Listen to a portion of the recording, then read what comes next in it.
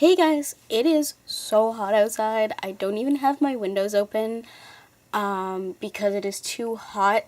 I'm going to have to turn the fan on. I think it was supposed to get up to 31. I don't know the conversion for that, so you're gonna have to pardon me. And so it is hot, so I do not want to be outside. I was going to possibly do a walk. That's not going to happen. I can tell you that right now because it is so hot outside. I've got other stuff to do, like editing a few videos and things like that, that I will do instead. However, that walk, definitely not going to happen. Maybe on a cooler day, I'll take you guys to the beachfront or something like that and kind of do a live, or at least semi-live thing that if I can. Little vlogging adventure, I guess. Like I said, I work literally Tuesday to Friday straight this week. So, things like that are might have to wait until after work. Some days, or before work, some days, it really depends. But at the moment, we are going to go through a few more of these because we are so close and yet so far away from where we're supposed to be. So, let's continue. So, day 94 is the spring equinox. The fourth of the witches' Sabbats is the spring equinox. The spring or vernal equinox occurs when the sun enters the astronomical sign of Aries between March 19th and 23rd.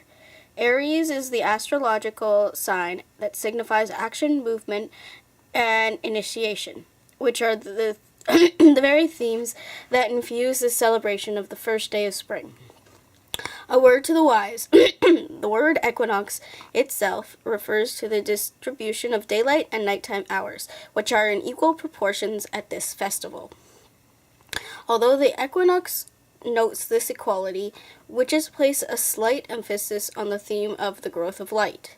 Now even more so than in bulk, the days have become warmer and the seasons of proliferation and abundance are well underway. In temperate regions, flowers are already blooming. In rural old Europe, one might see the birth of new herd animals and the seeding of fields in preparation for the future seasons of growth and harvest. This is the season of budding tree, and in some regions, the full fragrant bloom. In the classical worlds of ancient Greece and Rome, the spring equinox marks the beginning of the new year. The same was true for the Persians, who held a New Year celebration at the time of the equinox. It is easy to see why folk from the ancient cultures associated this day with beginnings. The seasonal wheel turned anew at the equinox, releasing the world from winter's icy grip to reveal nature's freshness, energy, rebirth, joy, and lightness. When most of us think of spring, we immediately bring to mind the spring symbols promulgated through our dominant culture and its religions. Some of the more popular symbolic customs include decorating eggs, eating eggs and fresh green sprigs, and receiving candy and gifts from the Easter Bunny.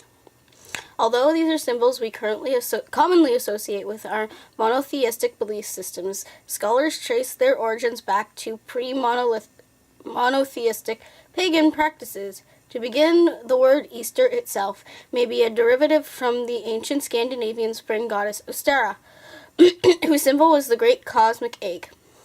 In fact, a derivative name of this goddess appears in early Christian works as Eoster, which is likely based on a Saxon goddess of the same name. Also, closely related is the Greek goddess Astarte. One old pagan spring custom that predated Easter was the exchanging of brightly colored eggs, which are symbols of potential and new birth. The egg customs perhaps arose from myths of Hathor Astarte that tell her laying a golden egg that transformed into the sun. The popularity of the egg customs continued through time, despite changes in religious affiliation and never lost their pagan symbolic meaning.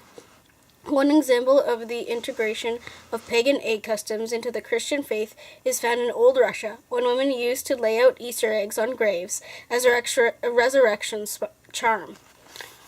The symbolic forms of all three spring goddesses, Ostara, Eostre, and Astarte, include the fertile hair, flowers, and eggs. Practice. Cosmic egg colors. In the world of witches, eggs symbolize potential. When you color eggs, you infuse them with the magical vibrational qualities of the color you have chosen. In a couple of days, you will be coloring eggs with natural dyes. But before you engage in this activity, take time today to contemplate which colors and energies you wish to promote in your life. Below are the colors we will use, as well as their magical spiritual properties. Red is energy, lust, passion, drive, ambition, action, movement, and decision. Pink is love, friendship, peace, harmony, togetherness, tenderness, sentimentality. And I'd just like to stop here to remind you that if you find this information very helpful, if you would actually like to keep this in your Book of Shadows, but are not sure how you want to put it, write it down first so that you have it in a different location, and then go through it and kind of, decorate it up in your Book of Shadows. And that's a good way to do any of this. I have a complete page on colors that I am currently working on, and I want to show you guys after it's done, because I'm not creative, but I managed to kind of make this kind of a creative thing. A few of my pages are kind of creative, but I take a long time to do them because I want to be perfect on them, and I am not artistic. I am craftsy. Yes, I am. I love making crafts and things like that. But you give me a picture to draw, and I am not artistic whatsoever. So some of my pages that I want a little bit more art to, a little more to do, I either get one of my friends who is artsy to do it, or I take a while to do them. And this is not, a full-blown, I need like a picture or something like that. This is just colors and how I want them represented in my Book of Shadows. And so I'm doing it, but it is taking me a while. But I will get it done, and I will show you guys when it's done. So blue is emotions, flow, psychic awareness, freedom, peace, calmness, and tranquility. Lavender is spiritual understanding, spiritual awakening, and spiritual mastery. Yellow is communication, knowledge, speech, learning, the arts, and inspiration. Gold is health, wealth, joy, prosperity, and abundance. Brown is solidity, groundedness, practicality, clarification, and work. Green is financial gain, prosperity, health, growth, and nurturing. Now the questions are, which colors seem to be best suited to your life right now? Which colors would you like to represent your life? Which colors do you want or not want, and why not? Which colors will you select to represent what you want?